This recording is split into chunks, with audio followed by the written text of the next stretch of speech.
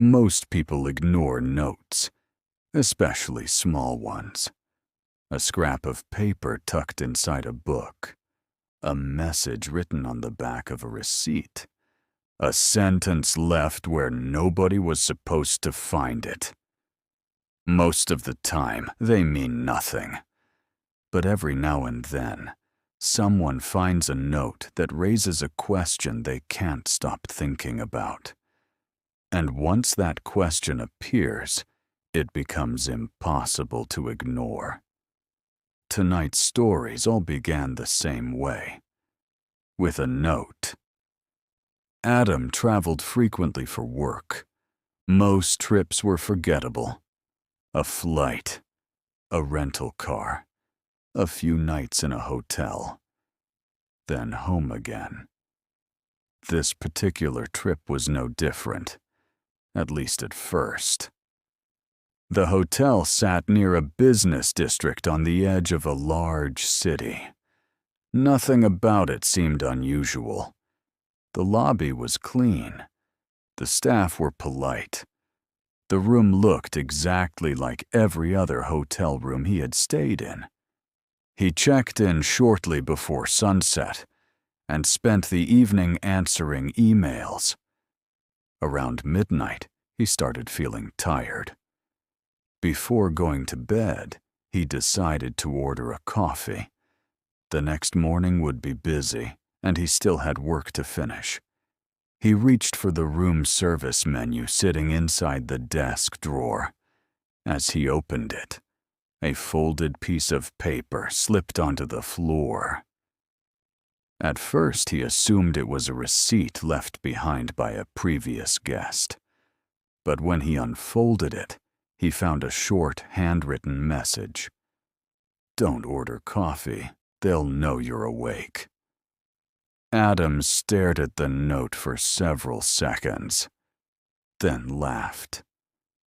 The message made no sense. Who would know? And why would anyone care whether he was awake? He checked the back of the paper. Nothing. No signature. No explanation. Just that single warning. For a moment, he considered throwing it away. Instead, he set it on the desk and picked up the phone. 5 minutes later, he ordered coffee. If anything, the note had made him more curious. 20 minutes passed. No coffee arrived. 30 minutes. Still nothing. Eventually, he assumed the kitchen had closed. Hotels made mistakes all the time. He finished his work and went to sleep. The following morning, he left for meetings before sunrise. The note remained where he had left it. When he returned that evening, housekeeping had cleaned the room. Fresh towels, made bed. Everything looked normal. Everything except the note. It was gone. That didn't surprise him. What surprised him was what had replaced it. Sitting on the desk was a new piece of paper. Smaller, folded. Handwritten. "You ordered anyway." Adam felt a brief chill. The handwriting matched the first note perfectly. He immediately went downstairs. The receptionist listened patiently as he explained what had happened. When he finished, she simply smiled. Probably another guest playing a joke. Adam asked if anyone had entered his room. The receptionist checked the records. Nobody had. At least officially. The answer wasn't satisfying, but there wasn't much else he could do. That night, he stayed awake longer than usual. Partly because of work, mostly because he kept thinking about the notes. Around 1 in the morning, he looked through the peephole. The hallway was empty. A few minutes later, he checked again. Still empty. Then he noticed something. At the far end of the corridor sat a room service cart. It hadn't been there earlier. Adam frowned. The cart looked abandoned. No employee nearby, no guests. Nothing. Just a cart sitting alone beneath the hallway lights. He watched it for several seconds, then stepped away from the door. The next morning, the cart was gone. When he opened the desk drawer, another note was waiting inside. Different paper. Same handwriting. You weren't supposed to see it. For the first time, Adam considered changing hotels. The notes had stopped being funny. They had stopped being interesting. Now they were simply unsettling. That afternoon, he asked to speak with the hotel manager. The manager listened carefully, then gave an answer Adam wasn't expecting. According to hotel records, room service had been discontinued almost 2 years earlier. The kitchen closed every evening. Nobody delivered food. Nobody delivered coffee. Nobody used room service carts anymore. Adam stared at him. "What about the cart in the hallway?" The manager frowned. "What cart?" That evening, Adam packed most of his belongings. He planned to leave first thing in the morning. Before going to sleep, he checked the drawer one last time. A final note waited inside. The handwriting looked rushed this time. Less careful, almost desperate. Leave before they realize you're still here. Adam didn't sleep much that night. At dawn, he checked out and left. The receptionist never mentioned the notes. The manager never contacted him again. For years, Adam kept the final message in a drawer at home. Eventually, curiosity got the better of him. One day, he called the hotel. A different employee answered. Adam asked a simple question. "Did the hotel ever bring back room service?" The employee sounded confused. Then she replied, "We've always had room service." Adam never called again. Unlike Adam, the next person didn't find his note inside a hotel room. He found it inside something far older. Something that had already been forgotten long before it ended up in his hands. An old camera.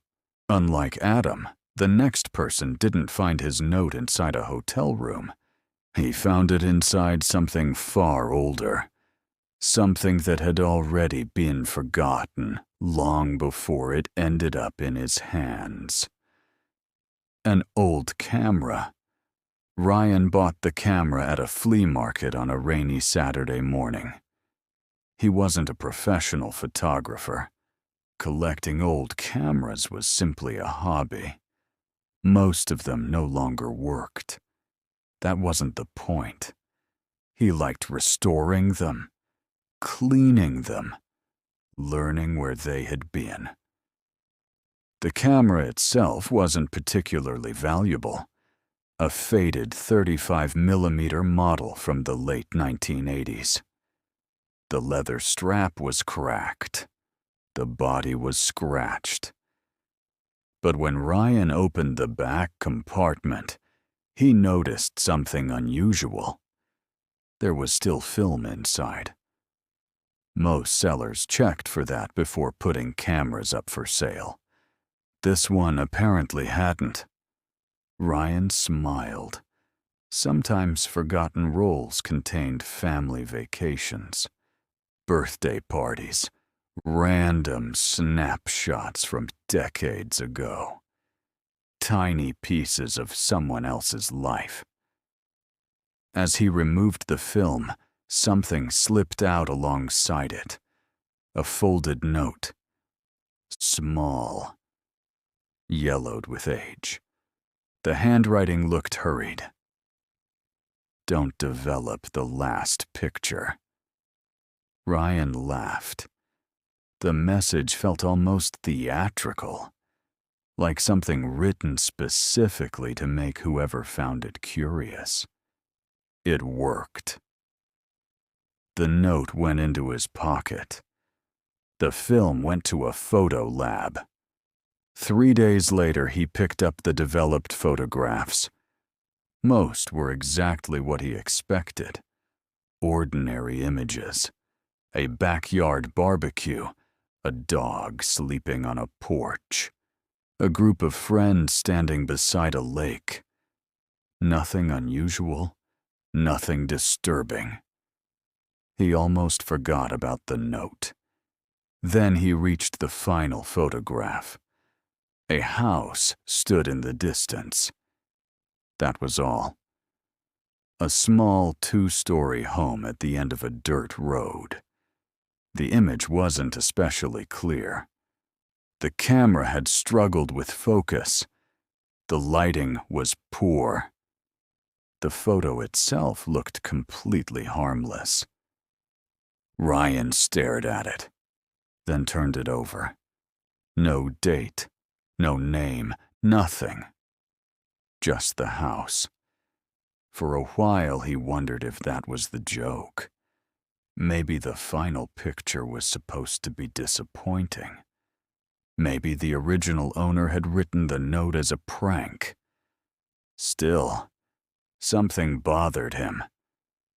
He couldn't explain why. A week later, he decided to investigate. The road sign visible in the photograph was blurry, but not unreadable. After enlarging the image on his computer, he managed to identify the location. The house had stood about 80 miles away. Curiosity won. The following weekend, he drove there. The road still existed. The house did not. According to local residents, it had been demolished years earlier. That should have ended the mystery. Instead, it made it worse. Ryan returned home and looked at the photograph again. Then he noticed something he had missed. A date stamp, tiny, almost invisible, printed in the lower corner. The photograph had been taken nearly 4 years after the house was demolished. Ryan checked again. Same result. The date was clear. The house should not have existed anymore. For the first time, the note stopped feeling like a joke. Over the following month, he researched the property. Old newspaper articles, county records, archived photographs. Eventually, he learned why the house had been demolished. A fire, nobody died. No crime. No local legend. Nothing dramatic. The structure had simply burned and later been removed.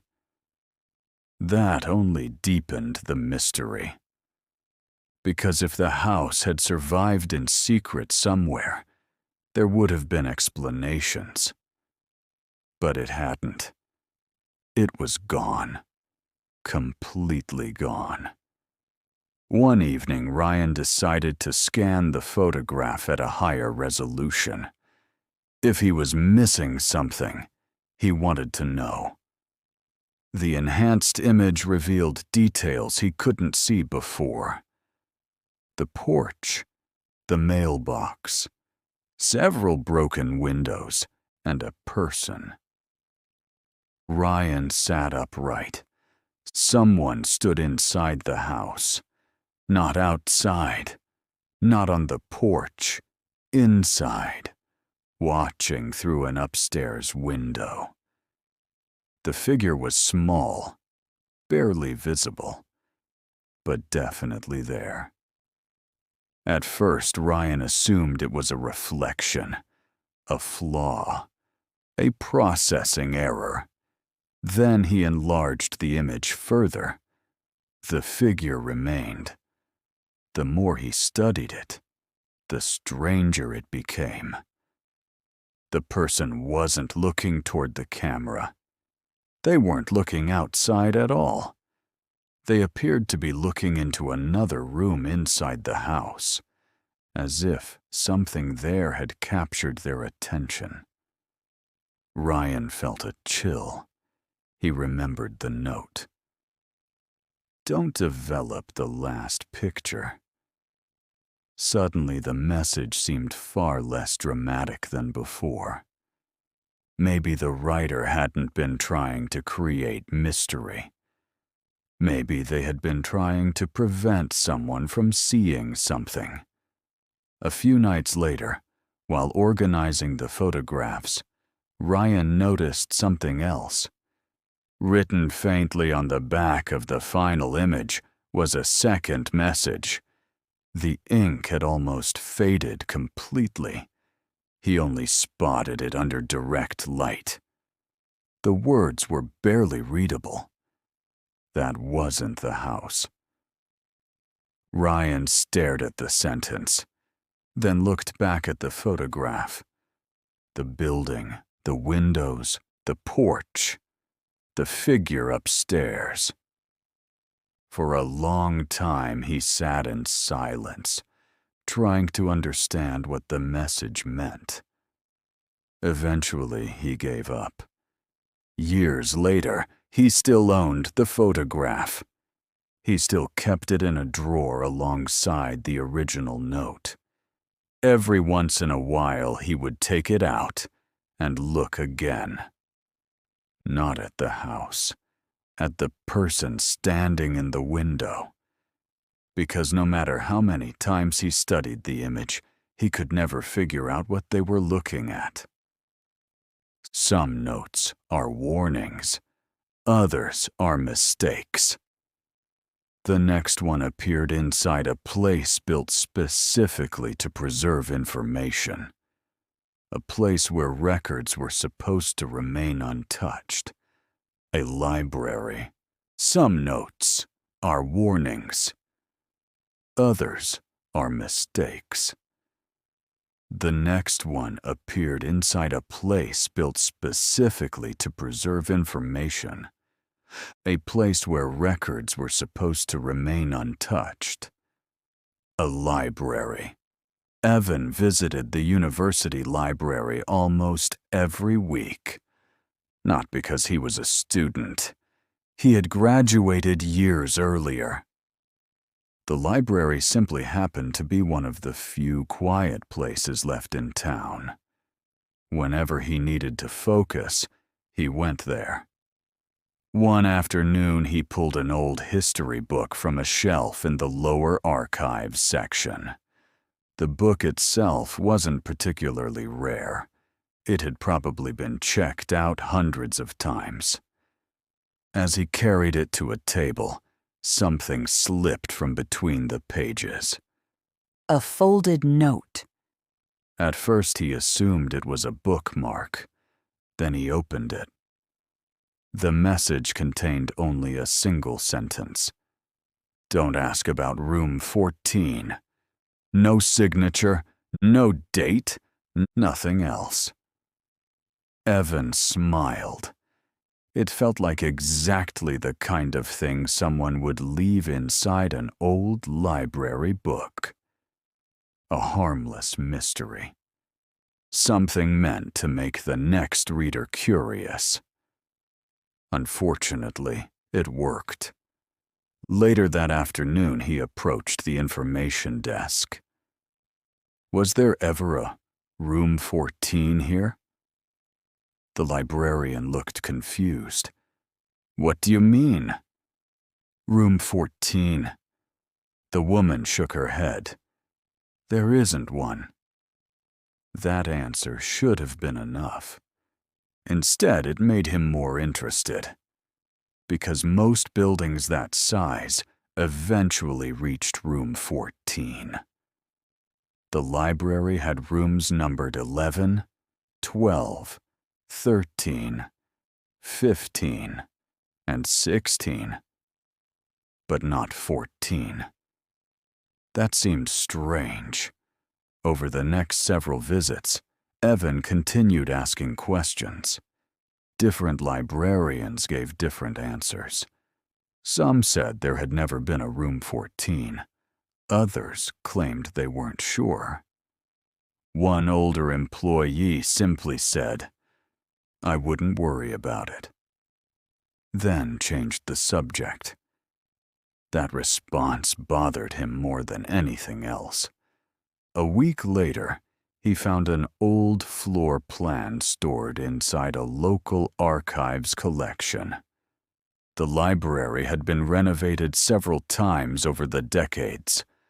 Most of the layouts matched the current building, except one. A blueprint from nearly 40 years earlier clearly showed a room 14. Evan stared at the drawing. The room existed, at least at one point. It sat near the rear of the lower archives level, exactly where a long row of shelving now stood. The discovery only created more questions. If the room had existed, what happened to it?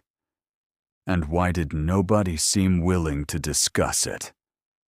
Over the next month, Evan became mildly obsessed. Nothing extreme, nothing unhealthy. Just enough curiosity to keep pulling him back. He reviewed old campus newspapers, maintenance records, archived newsletters, anything mentioning library renovations. Eventually, he noticed something unusual.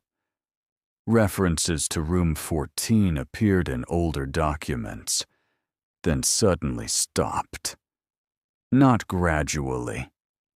Completely. As though someone had decided the room should no longer be mentioned.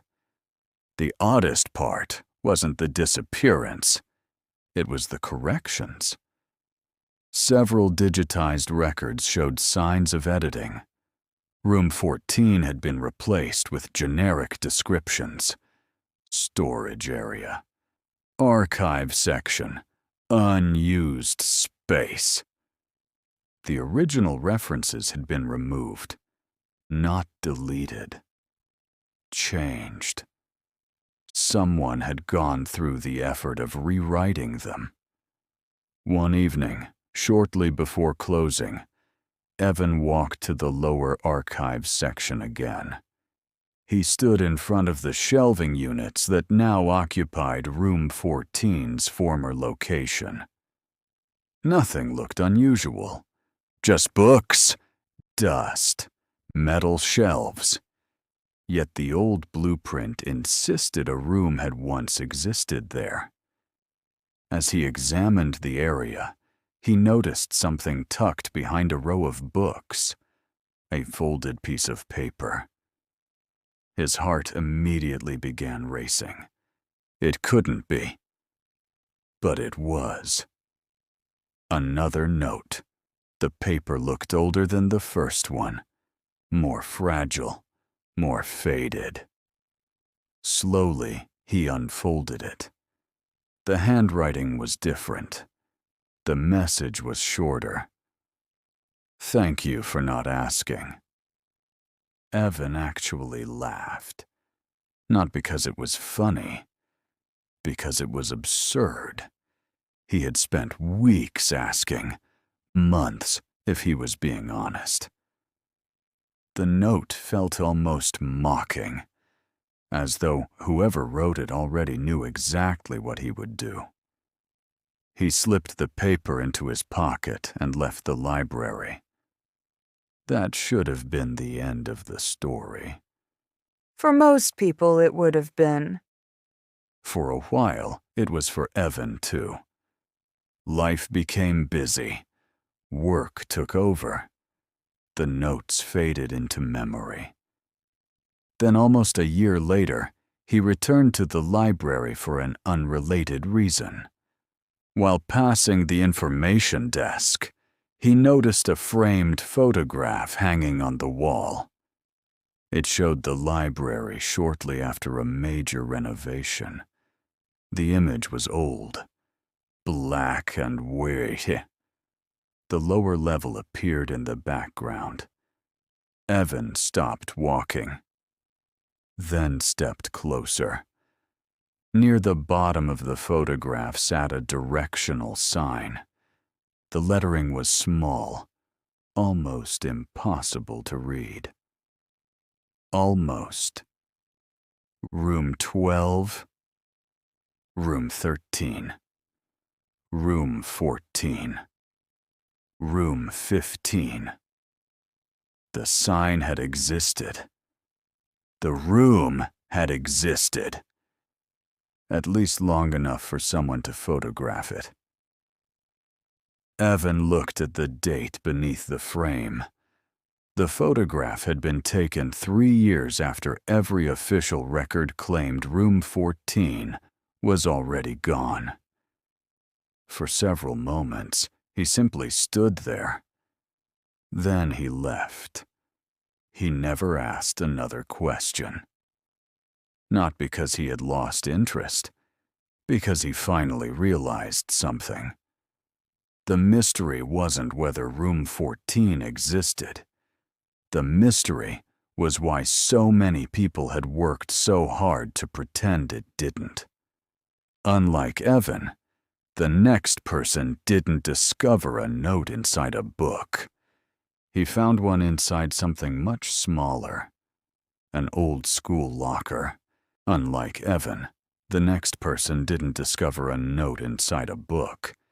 He found one inside something much smaller, an old-school locker.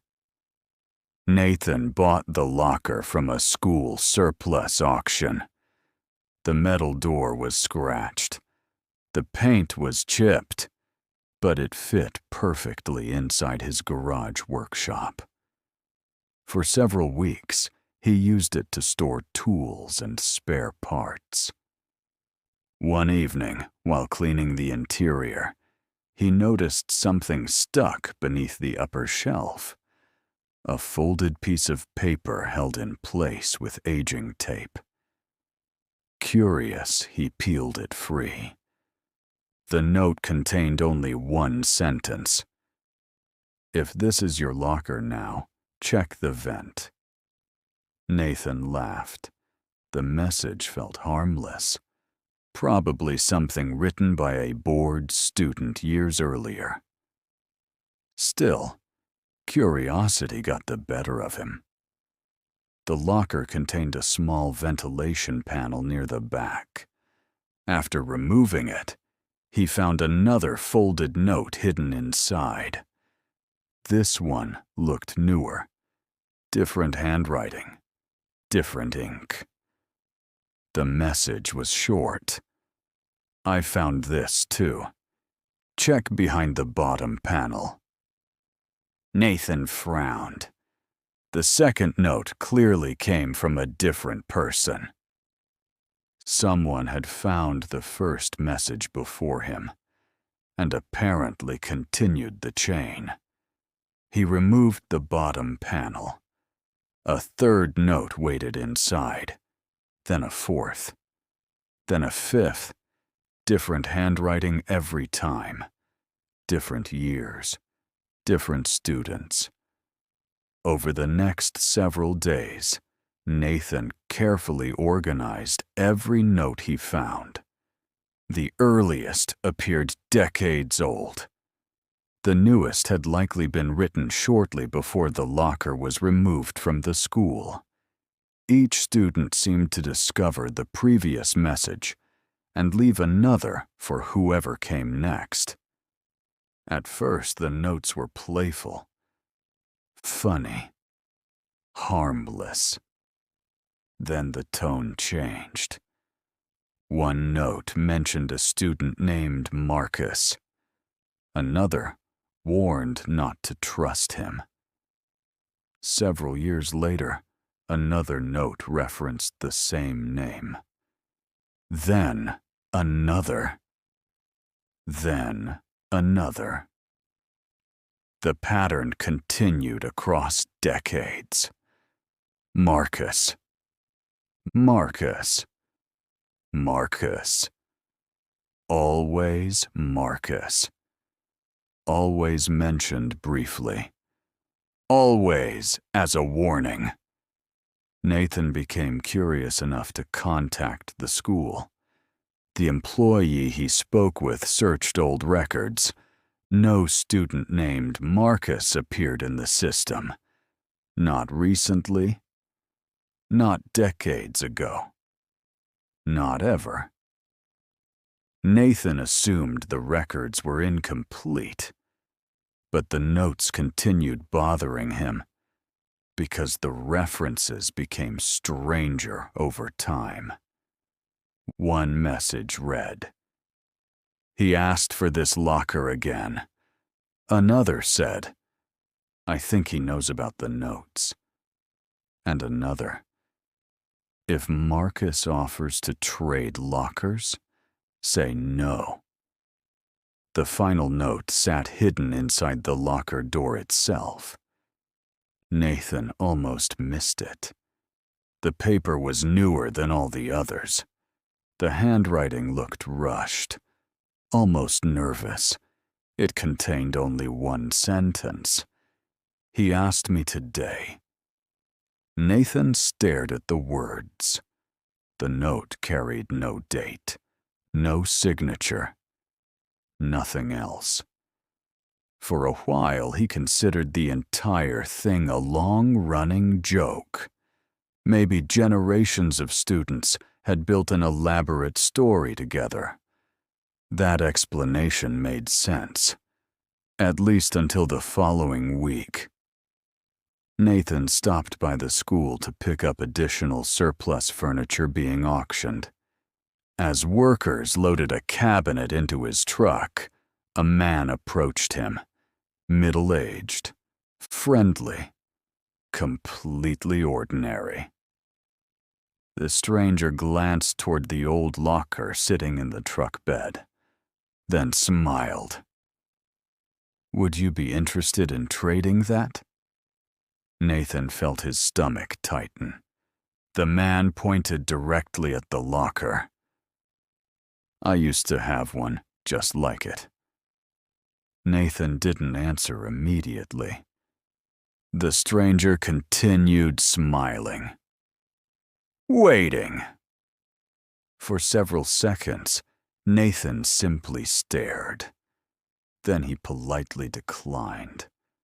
The man nodded, still smiling, and walked away.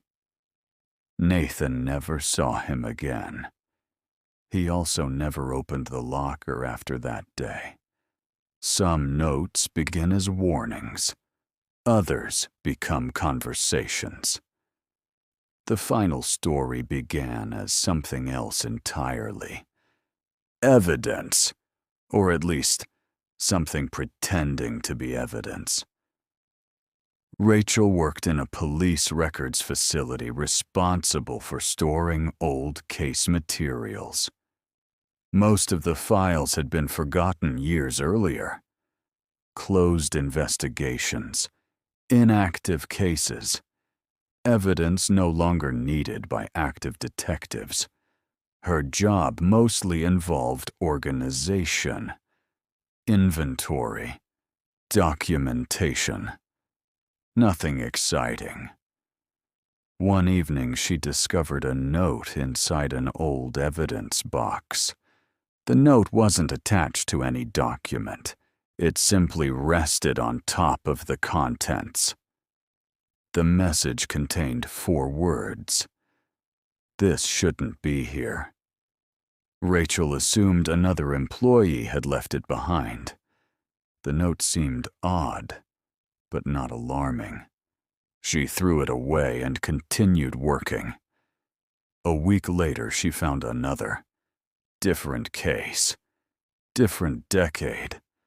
Same handwriting. This shouldn't be here. That caught her attention. Over the following month, she discovered several more. Different crimes, different locations, different years.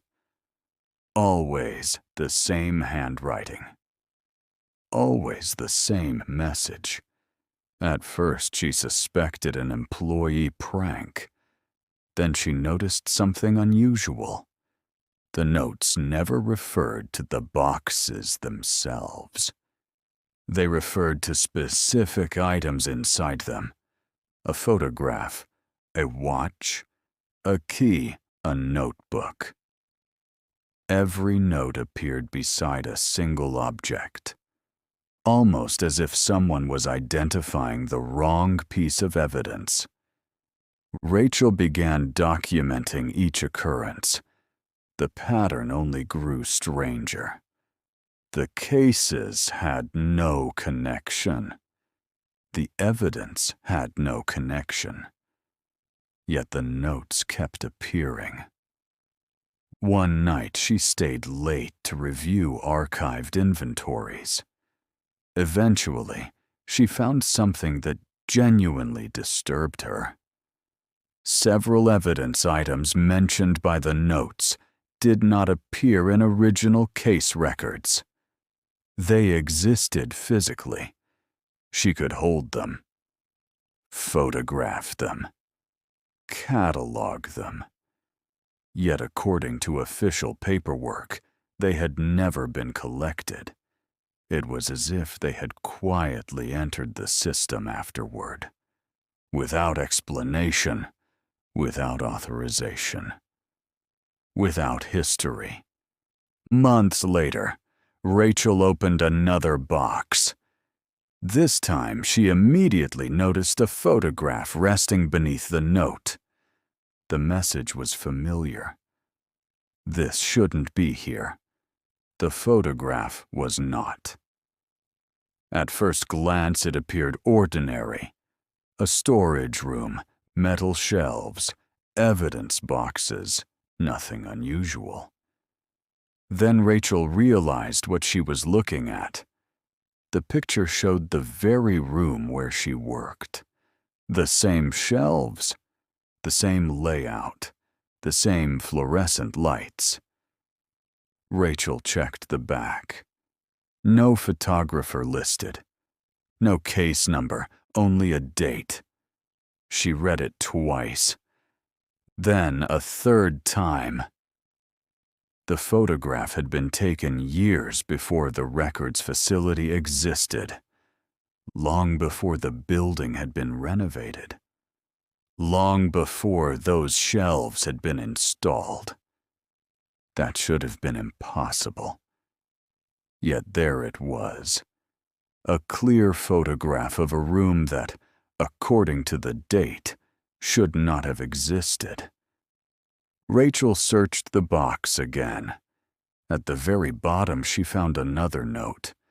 Different message, different handwriting. Just one sentence. Neither should you. For a long time, she sat alone in the records room. The photograph in one hand, the note in the other, trying to decide which bothered her more.